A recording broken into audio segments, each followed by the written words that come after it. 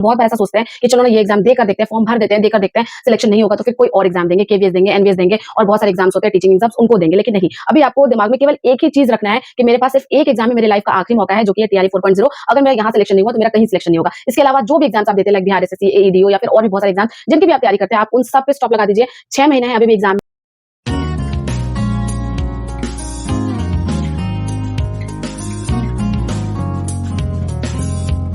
Hey friends, welcome back to my channel 3 world. आज की video आपके लिए बहुत स्पेशल है क्योंकि आज के इस वीडियो में मैं आपसे कुछ ऐसी बातें शेयर करने वाली हूं जिनको फॉलो करने के बाद टीआरई 4 में आपके सिलेक्शन के चांसेस 90% से भी ज्यादा हो जाएंगे। ऐसा मैं क्यों कह रही हूँ? ऐसा मैं इसलिए कह रही हूँ क्योंकि टीआरई 1 में मैंने पीआरटी के एग्जाम में 120 में से 80 मार्क्स स्कोर किया था। साथ ही साथ मैंने टीआरई 2.0 में 6 to 8, 9, 10 दोनों के को क्वालिफाई किया। टीआरई 3.0 में मैंने मैथ से फिर से 9, 10 को क्वालिफाई किया है। तो अपना जो एक्सपीरियंस है तीनों एग्जाम का वो मैं आपसे शेयर करूंगी और आपसे कुछ ऐसी इंपॉर्टेंट बातें शेयर करूंगी जिनको आप फॉलो करेंगे तब आपके एग्जाम में सिलेक्शन के चांसेस 100% बढ़ जाएंगे। और मैं कहती हूँ कि अगर आप इन सारी चीजों को एक साथ फॉलो कर लेंगे तो आपका सिलेक्शन होने से कोई रोक ही नहीं सकता है। तो चलिए बिना किसी देरी की वीडियो की शुरुआत करते हैं। तो सबसे पहली बात जो मैं आपको बताना चाहती हूँ फ्रेंड्स, वो है नो प्लान बी।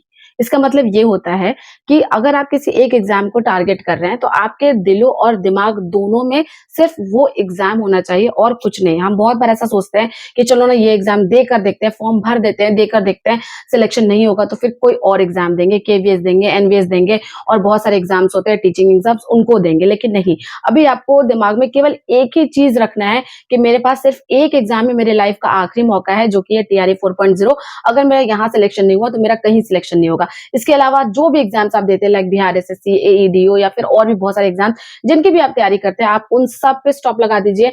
6 महीने हैं अभी भी एग्जाम में, तो आपको सिर्फ और सिर्फ 6 महीने के लिए टीआरई 4 के लिए पढ़ना है और कोई भी प्लान बी नहीं रखना है कि अगर मैं इसमें सिलेक्ट नहीं हुई तो मैं उसमें हो जाऊंगी या उसमें हो जाऊंगी। बहुत बार हम ये सोचते हैं ना कि इस एग्जाम की तैयारी कर लेते हैं, अगर इसमें सिलेक्शन नहीं हुआ तो क्या हुआ, मैं किसी और एग्जाम के लिए प्रिपेयर हो जाऊंगी, किसी और एग्जाम में मेरा प्रिपरेशन रहेगा। लेकिन आपको ऐसा नहीं सोचना है। अगर आप प्लान बी रखेंगे ना तो फिर आपका प्लान सी भी होगा, डी होगा, ई होगा, एफ होगा और एंड में आपका किसी में भी सिलेक्शन नहीं होगा। तो अभी आपको करो या मरो की स्थिति में रहना है कि अगर मुझे सिलेक्शन लेना है तो इसी में, नहीं तो फिर मुझे कोई एग्जाम नहीं देना है।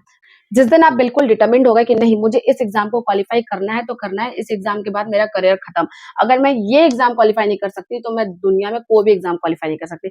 जिस दिन आपकी सोच ये हो जाएगी तो फिर देखिएगा कि आपका पढ़ने का तरीका बदल जाएगा, अंदर में एक जुनून आएगा, जोश आएगा और आप अपनी एफिशिएंसी से बहुत ज्यादा अच्छा परफॉर्म कर पाएंगे। तो ऐसा आपको जरूर करना है क्योंकि मेरे साथ भी ऐसा हुआ था फ्रेंड्स।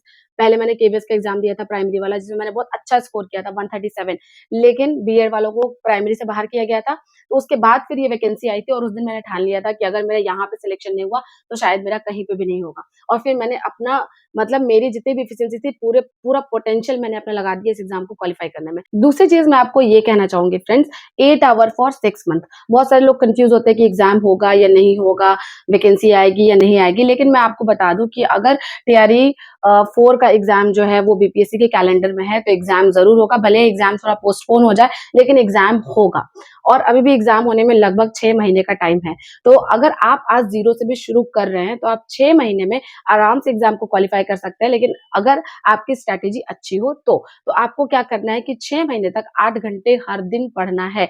चाहे कुछ भी हो जाए, कोई भी फेस्टिवल हो, कोई कितना भी इंपॉर्टेंट काम क्यों ना हो, आपको सबसे ज्यादा प्रायोरिटी अपने प्रिपरेशन को देनी है। आपको दिमाग में रखना है कि मुझे जॉब के बाद हम क्या करते हैं, जॉब के बाद हम हर दिन 8 घंटे काम करते हैं। हम स्कूल जाते हैं सुबह 10 बजे, शाम को 4 बजे आते हैं, तो हमारा 8 घंटे का समय ऑल ओवर जाता ही जाता है जॉब करने में। तो जब हम जॉब करते हैं तो हम ये नहीं सोचते हैं कि चलो आज हम यहाँ घूमने चले जाते हैं, आज वहां चले जाते हैं, आज ये कर लेते हैं। वो हमारे दिमाग में रहता है कि हमें छुट्टी बहुत लिमिटेड मिलेगी तो हमें हर दिन काम पे जाना है। तो वही सेंस के साथ आपको हर दिन पढ़ना है कि अगर आप आज हर दिन 8 घंटे पढ़ नहीं सकते तो फिर आप आगे हर दिन 8 घंटे जॉब कैसे कर पाएंगे। तो इसी चीज की टेस्टिंग होती है कोई भी गवर्नमेंट जॉब की तैयारी। अगर आप 8 घंटे 6 महीने हर दिन रूटीन बना के डेडिकेटेड होके बिना किसी डिस्ट्रैक्शन के पढ़ लेते हैं तो इस एग्जाम में को क्वालिफाई करने से आपको भगवान भी नहीं रोक सकते। तो इसीलिए आप जब भी पढ़ने बैठे तो आप दिमाग में एक चीज़ रखिए कि आप पढ़ नहीं रहे हैं, आप जॉब कर रहे हैं 8 घंटे की। जैसे मैं एक टीचर हूँ, मेरा जॉब है कि मुझे 10 से 4 स्कूल में रहना है, तो आपको भी ऐसे ही करना है कि आपको भी सुबह 10 से लेके शाम के 4 बजे तक डेली पढ़ाई करनी है 8 घंटे की। अगर आप सुबह 10 से 4 नहीं पढ़ सकते, तो सुबह 3 बजे उठ जाइए, 3 बजे से लेके सुबह के 7 बजे तक 4 घंटे कंप्लीट कर लीजिए और शाम में आप 6 बजे बैठ बैठ जाइए और 6 से लेके 10 बजे तक 4 घंटे कंप्लीट कर लीजिए। तो ऐसे करके हर दिन 8 घंटे आपको पढ़ने हैं। अब 8 घंटे से क्या होता है, 8 घंटे जब हम पढ़ाई करते हैं डेली हर दिन, 8 घंटे अपने आप में एक बहुत बड़ा टाइम पीरियड होता है। फ्रेंड्स, हमें लगता है ना कि 8 घंटे में क्या होगा, 8 घंटे में सब होगा, 8 घंटे में आपकी नौकरी लग जाएगी, 6 महीने तक अगर आप पढ़ेंगे तो। 8 घंटे पढ़ने से यही होता है। क्या होता है कि जब हम 8 घंटे पढ़ते हैं, तो हमें हमारे पास प्रॉपर टाइम होता है कि जो भी हम कोचिंग कर रहे हैं या फिर ऑनलाइन स्टडी कर रहे हैं, उनका मटेरियल भी देख लें, रिविज़न भी कर लें, एक टेस्ट भी लगा लें। तो इतना सारा काम आप 8 घंटे के टाइम पीरियड में आराम से कर सकते हैं।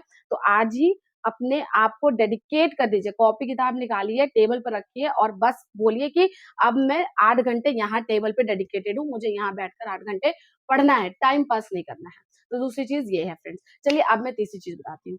तीसरी चीज़ ये है फ्रेंड्स कि टाइमर लगा के पढ़िए, स्टॉपवॉच लगा के पढ़िए। हमारे साथ क्या होता है ना कि जब हम पढ़ना शुरू करते हैं, तो हमें ऐसा लगता है कि मान लीजिए कि मैं तो हमेशा सुबह उठ के पढ़ती थी, तो सुबह 4 बजे उठ गई। तो 4 बजे से लेके 7 बजे तक अगर मैंने पढ़ाई की, तो मुझे लग रहा है कि अरे मैंने 3 घंटे की पढ़ाई कर ली। लेकिन उस 3 घंटे में हम क्या करते हैं, बहुत बार पानी पीते हैं, वॉशरूम जाते हैं, कोई चाय बनाने चले जाते हैं, किसी से बात कर लेते हैं, कभी व्हाट्सएप देख लेते हैं, कुछ ना कुछ हम करते हैं। तो मैं क्या करती थी कि मैं स्टॉपवॉच ऑन करके रखती थी अपने फ़ोन में और जब भी मैं पानी पी रही हूँ, तो मैं उसको ऑफ कर देती थी, क्योंकि वो टाइम मेरा स्टडी आवर में काउंट नहीं होना चाहिए। अगर मैं चाय बनाने गई हूँ, तो फिर मैं टाइमर को ऑफ कर देती थी और फिर जब मैं वापस आती थी पढ़ने के लिए, तो ऑन करके पढ़ने लगती थी। तो ये एक मिरेकल है, क्योंकि जब आप स्टॉपवॉच लगा के या टाइमर लगा के पढ़ना शुरू करेंगे, तब आपको समझ में आएगा कि एक्चुअल जो आपको लग रहा है कि मैं तो दिन-दिन भर पढ़ती हूँ, आपका क्रक्स निकलेगा कि आप पूरे दिन में 2.5 घंटे पढ़ते हैं, 3 घंटे पढ़ते हैं, 4 घंटे पढ़ते हैं। तो इसका एक फ़ायदा ये होता है कि टाइमर लगा के आप पढ़ेंगे, तो आपको एक्चुअल टाइम पता चलेगा कि आप पढ़ भी रहे थे या सिर्फ टाइम पास कर रहे थे। तो स्टॉपवॉच या टाइमर ज़रूर लगाइए फ्रेंड्स। इसने मतलब मेरी लाइफ़ चेंज कर दी। ये आपके स्टडी रूटीन में गेम चेंजर हो सकता है।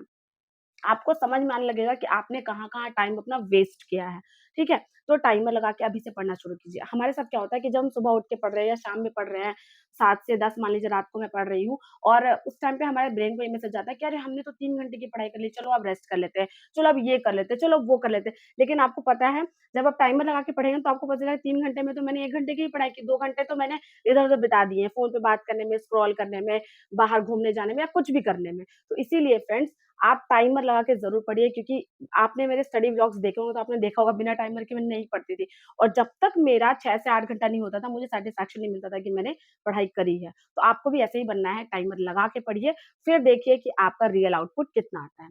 चलिए अब मैं नेक्स्ट बात बताती हूँ। तो नेक्स्ट चीज़ ये है फ्रेंड्स कि बहुत सारे लोग मतलब आप अपने एग्ज़ाम को लेके पॉज़िटिव रहिए। बहुत सारे लोग आपको कहेंगे कि अरे बिहार में, गाँव में पोस्टिंग दे दी जाती है, सैलरी उतनी अच्छी नहीं है, क्या करें, ये वो। तो उसकी वजह से हमें क्या होता है ना कि हम सोचते हैं कि एग्ज़ाम दे देते हैं, दे के देखते हैं होगा या नहीं होगा, हम बहुत नेगेटिव माइंडसेट के साथ तैयारी करते हैं। जब आपके दिमाग में ये सब डाउट्स रहेंगे ना कि गाँव में पोस्टिंग हो जाएगी, सैलरी कम है, कैसे आना-जाना करेंगे, अकेले रहना पड़ेगा या फिर घर से दूर जाना पड़ेगा, तो फिर आप देखिएगा कि आप तैयारी ही अच्छी नहीं कर पाएँगे, तो फिर जॉब तो आपकी लगेगी ही नहीं। तो इसीलिए नेगेटिव माइंडसेट हटा दीजिए, पॉजिटिव माइंडसेट के साथ रखिए, क्योंकि बिहार एक ऐसा स्टेट है जो जॉब दे भी रहा है। नहीं तो फिर आप झारखंड और यूपी चले जाइए, वहाँ पे टीचिंग वैकेंसी आती ही नहीं है। भाई कितने दिनों से नहीं, झारखंड में तो इंतज़ार करते-करते मेरी शादी हो गई, नौकरी हो गई, बच्चे भी हो गए मेरे। तो वही चीज़ है कि अगर बिहार में आज अपॉर्च्युनिटी है तो उसको ग्रैब कर लीजिए, भले ही सैलरी कम है और इतनी भी कम नहीं है। आप एक अच्छा लाइफ़स्टाइल मेंटेन कर सकते हैं, इतनी सैलरी तो बिहार गवर्नमेंट देती ही देती है। तो अभी क्या है कि अभी आप कोई गवर्नमेंट जॉब सिक्योर कर लीजिए, आपके हाथ में हो जाए वो जॉब, उसके बाद फिर आप देखिएगा कि अगर आप अपने आप को इस काबिल समझते हैं कि आप केवीएस, एनवीएस वगैरह क्वालीफाई कर सकते हैं, तो फिर आप उसके लिए अलग से तैयारी कर लीजिएगा। लेकिन इस एग्ज़ाम के लिए पॉज़िटिव माइंडसेट के साथ तैयारी कीजिए। कभी भी नेगेटिव मत रहिए। जैसे जब मेरा टीआरई 2 में 6 टू 8 में मैंने जॉइन किया था, तो मेरा स्कूल काफ़ी दूर था। 35 किलोमीटर जाना-आना मेरे लिए बहुत पॉसिबल नहीं था और बहुत, बहुत ज़्यादा देहात में दे दिया था, बहुत ज़्यादा।